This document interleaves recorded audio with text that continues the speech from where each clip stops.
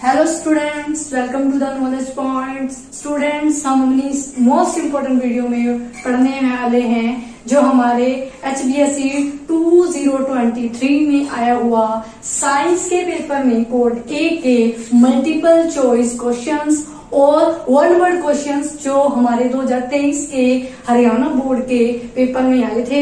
आप जानते हो हमारा अभी ओपन बोर्ड के एग्जाम आ चुके हैं, तो उनकी प्रिपरेशन के लिए आपके लिए ये वीडियो बहुत इंपॉर्टेंट रहेगी।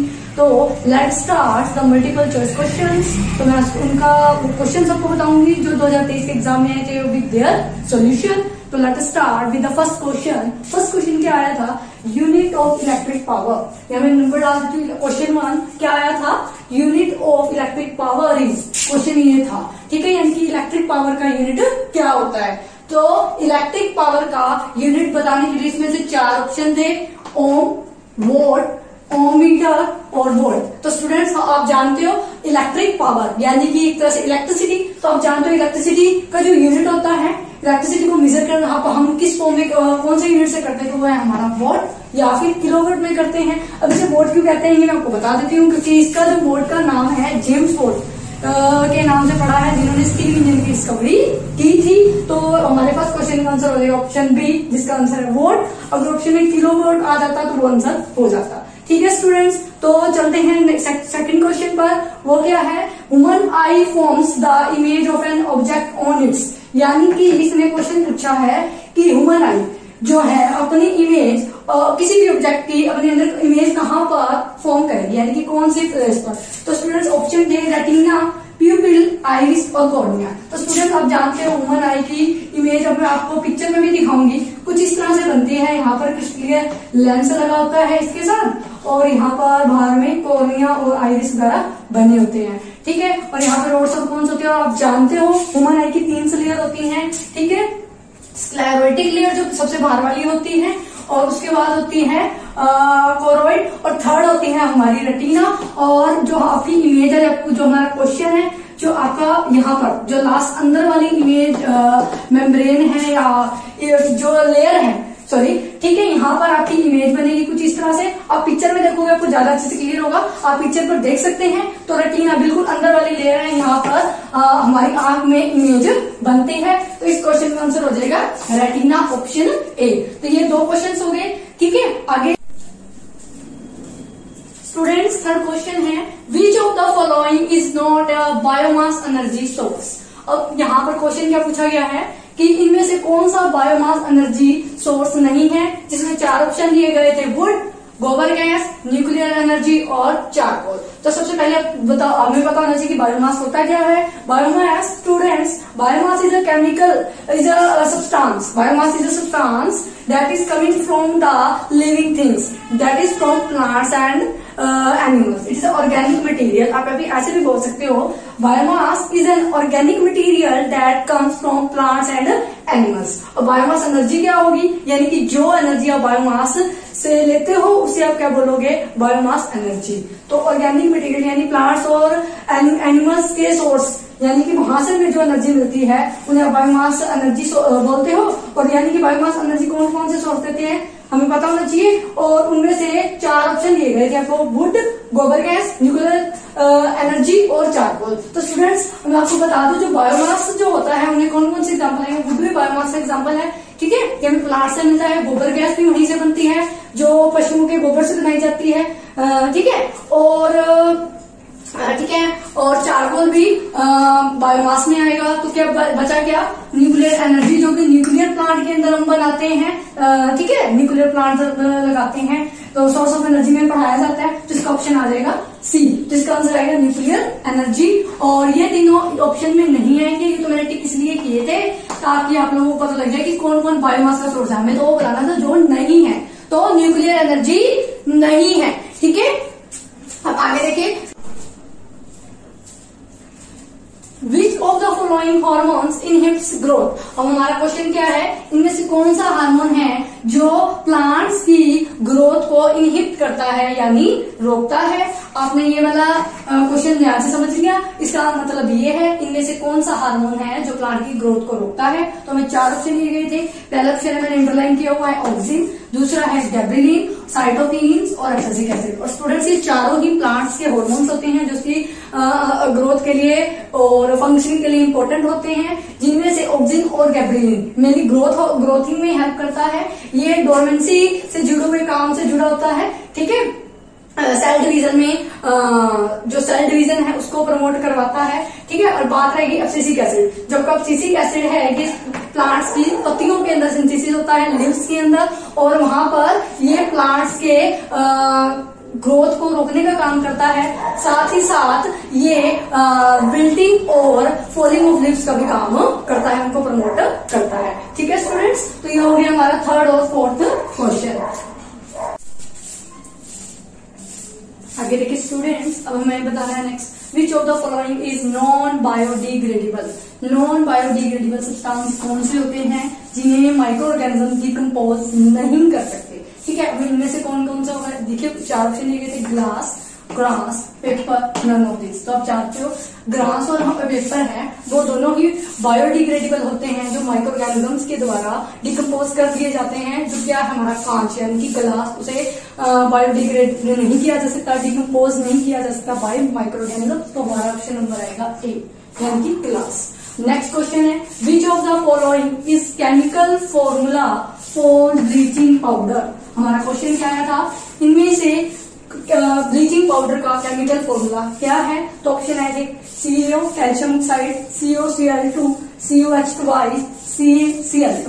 तो इनमें से स्टूडेंट हमारा आंसर था COCl2, कैल्शियम ऑक्सीक्लोराइड। क्या आएगा, कैल्शियम ऑक्सीक्लोराइड। ठीक है स्टूडेंट्स, ठीक है, कैल्शियम ऑक्सीक्लोराइड, इसका केमिकल नाम भी आप याद रख लीजिए, पेपर में ये भी पूछ लेते हैं, इसको केमिकली कैसे बोलेंगे, कैल्शियम ऑक्सीक्लोराइड। और इसका जो दूसरा नाम है वो क्या है, ब्लीचिंग पाउडर, जो कि मोस्ट इंपोर्टेंट क्वेश्चन है, बार बार एग्जाम्स में रिपीट होता रहता है, तो आप ध्यान दीजिएगा, कैल्शियम ऑक्सीक्लोराइड। जो नेक्स्ट क्वेश्चन है प्लेसेंटा, प्लेसेंटा के बारे में। प्लेसेंटा क्या होता है, हम स्टूडेंट्स, हमारा 3rd क्वेश्चन क्या है, प्लेसेंटा हेल्प्स इन ट्रांसफर। आपका जो प्लेसेंटा है क्या ट्रांसफर करने में हेल्प करता है। ये क्वेश्चन जो प्लेसेंटा से जुड़ा हुआ पढ़ते हो वो हम पढ़ते हैं चैप्टर रिप्रोडक्शन के अंदर। अब प्लेसेंटा क्या होता है, प्लेसेंटा क्या होता है, मदर की वूम के अंदर जो जहां पर फिटस होता है, और जो placenta helps to link the embryo to the mother by using umbilical cord. जो प्लेसेंटा है अम्बिलिकल कोड का यूज करके अम्बायरो को मदर से जोड़ने का काम करता है। और इसका फंक्शन है, बहुत मोस्ट इंपोर्टेंट फंक्शन है इसका। ये क्या काम करता है, जो ऑक्सीजन और ग्लूकोज यानी कि न्यूट्रिशन वगैरह ट्रांसफर करने का काम करता है फ्रॉम मदर टू द अम्बायरो। ठीक है, ये दोनों को ट्रांसफर करेगा मदर से अम्बायरो तक।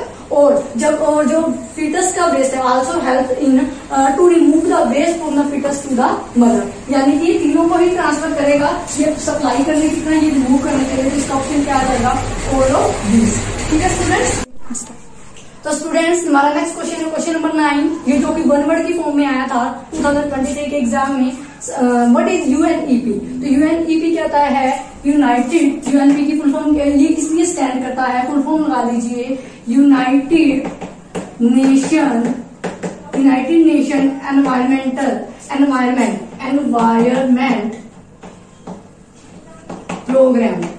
ये एक एजेंसी होती है, प्रोग्राम, ये एक एजेंसी होती है जो किस में हेल्प करती है, एक यूनाइटेड नेशन की एजेंसी है जो क्या करेगी, जितनी भी एनवायरमेंटल एक्टिविटीज होती हैं वो उनको कंट्रोल कोऑर्डिनेट करने में हेल्प करती है। ठीक है, और तो और ये जितने भी हमारी डेवलप्ड कंट्रीज हैं उन्हें एनवायरमेंट से जुड़ी हुई कैसी कैसी पॉलिसीज लेके आनी चाहिए हमें हमारे एनवायरमेंट को सही रखने के लिए, स्वच्छ रखने के लिए, तो उनको असिस्ट करती है, सहायता भी करती है। तो UNEP क्या था, यूनाइटेड नेशन एनवायरमेंट प्रोग्राम। तो इस तरह से क्वेश्चन जरूर आ जाता है। आप अगर इसकी जैसे इसी चैप्टर में से, हमारा लास्ट चैप्टर था, ठीक है, 10th क्लास में, अगर आप इसी चैप्टर में से इस तरह के जितने भी क्वेश्चन है आपने जरूर कीजिएगा, एक फॉर्म ऐसा क्वेश्चन जरूर आपको मिलेगा।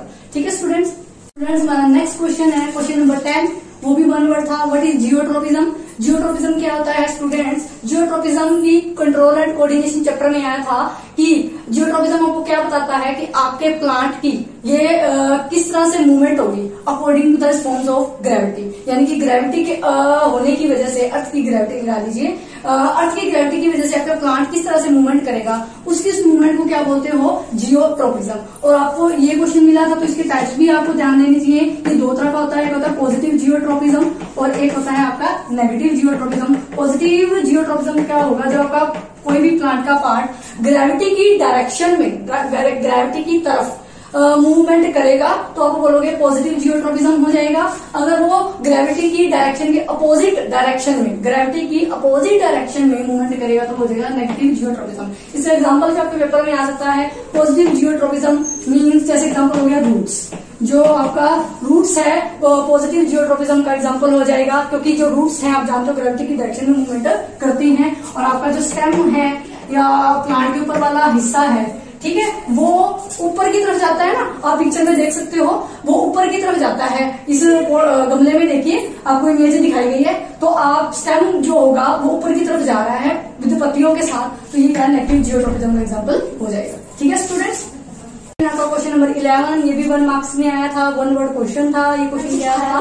Name 2 examples of renewable sources of energy, यानी कि ऐसे सोर्स ऑफ एनर्जी बताने हैं जो रिन्यूएबल हो, यानी जिन्हें इजिली दोबारा से प्रयोग किया जा सकता हो। जैसे आप जानते हो जो सन से आपको एनर्जी मिलती है, कौन सी एनर्जी होती है? वो सोलर एनर्जी, जिसे बार बार हम रोज यूज करते हैं, तो रिन्यूएबल सोर्स ऑफ एनर्जी का एग्जांपल हो गया। तो आप यहाँ पर क्या लिख के आ सकते थे? Solar energy.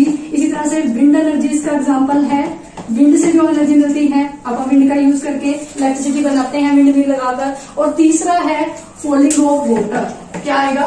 Falling of water, ये भी हम डैम बनाकर इलेक्ट्रिसिटी पैदा करते हैं। ये तीनों एग्जांपल्स हो जाएंगे। ये बहुत एक तरह renewable source of energy 1 marks के लिए, तो आप 3 एग्जांपल्स दे सकते हैं। आया था 1 मार्क में आया था व्हाट इज डेंसिटी। तो डेंसिटी क्या होता है? ये हमारे क्लास 10th में साइंस का फर्स्ट चैप्टर है, केमिस्ट्री के अंदर, केमिकल रिएक्शन के अंदर। डेंसिटी इज अ प्रॉपर्टी, या लगा लीजिए the change in the colour, smell और टेस्ट। कलर में चेंज आ जाता है, या स्मेल में चेंज आता है, या फिर आ जाता है आपके टेस्ट में। ठीक है, अगर आपको कोई भी फूड आर्टिकल लेते हो, उसके कलर में, स्मेल में या टेस्ट में कोई चेंज आ जाता है, क्योंकि उस फूड आर्टिकल की क्या हो जाती है? ऑक्सीडेशन। ठीक है, क्योंकि इन फूड आर्टिकल्स, वो फूड आर्टिकल्स लेने हैं जिसके अंदर ऑयल या फैट प्रेजेंट हो। तो food article which contains oil and fats, उनका कलर, स्मेल और टेस्ट चेंज हो जाता है ड्यू टू देयर ऑक्सीडेशन। इस प्रॉपर्टी को क्या बोलते हो? रेंसिडिटी। ठीक है स्टूडेंट्स, और हमारा लास्ट और फाइनल क्वेश्चन क्या था? Define electron activity. ये आया था हमारा क्लास 10th के साइंस में 5th चैप्टर में से, जिसका नाम था पीरियोडिक क्लासिफिकेशन। ये क्या कहता है? Electron activity, the ability to atom. आप जानते हो, आप 4th चैप्टर में कोवेलेंट बॉन्ड के बारे में पढ़ के आए, जैसे मैंने कार्बन और ऑक्सीजन का बॉन्ड ले लिया। तो अब एक एटम क्या होते हैं, अपने न्यूक्लियर चार्ज की वजह से एक एबिलिटी रखते हैं कि वो शेयर किए गए इलेक्ट्रॉन को अपनी तरफ अट्रैक्ट कर लेते हैं। और यहाँ पर जो इलेक्ट्रॉन है, एक तरफ जो ज्यादा इलेक्ट्रॉन एक्टिव एटम है, अपने न्यूक्लियर चार्ज के एक्टिवेशन होने की वजह से एक तरफ शिफ्ट हो जाते हैं, और उसकी वजह से इस पर पार्शियल नेगेटिव और पार्शियल पॉजिटिव चार्ज आ जाएगा, क्योंकि इलेक्ट्रॉन इसकी तरफ जा रहे हैं। तो इसके ऊपर जो ले रहा होता है इलेक्ट्रॉन, उस पर कैसे चला जाता है? नेगेटिव। तो यहाँ पर पार्शियल नेगेटिव और पॉजिटिव, ये पूरी तरह से ट्रांसफर नहीं होता, इसलिए कंप्लीट चार्ज नहीं आएगा। तो इलेक्ट्रॉन एक्टिविटी क्या हो गया? The transfer of the share pair of electron toward and more electron active atom. ठीक है, तो इस एबिलिटी को क्या बोलते हैं? Electron activity. और स्टूडेंट्स ये ध्यान रखिएगा, आपके पेपर में ये क्वेश्चन भी आ सकता है कि मोस्ट इलेक्ट्रॉन एक्टिव एलिमेंट कौन सा है पीरियोडिक टेबल में, तो उसका आंसर आएगा फ्लोरीन। ठीक है, और उसके बाद पूछा जाए तो आएगा ऑक्सीजन सेकंड नंबर पे, फिर आएगा फ्लोरीन, और ठीक है, फिर आएगा नाइट्रोजन। तो आप ये ऑर्डर प्लीज याद रखिएगा, सबसे पहले आएगा फ्लोरीन, फिर आएगा ऑक्सीजन, फिर आएगा क्लोरीन, और फिर आएगा नाइट्रोजन। ये मोस्ट इंपोर्टेंट क्वेश्चन है, जो अगर ये ना आया तो इसके साथ रिपीट होकर ये आ सकता है, इससे जुड़ा हुआ। तो इलेक्ट्रॉन एक्टिविटी वाला टॉपिक जरूर करें, इससे एक क्वेश्चन जरूर बनेगा। तो ठीक है स्टूडेंट्स, अगर आपको ये क्वेश्चन अच्छे लगे हो तो इन्हें जरूर हर बार रिवाइज कीजिए। आपका एग्जाम पास नहीं है। और ये वीडियो देखने के लिए थैंक यू।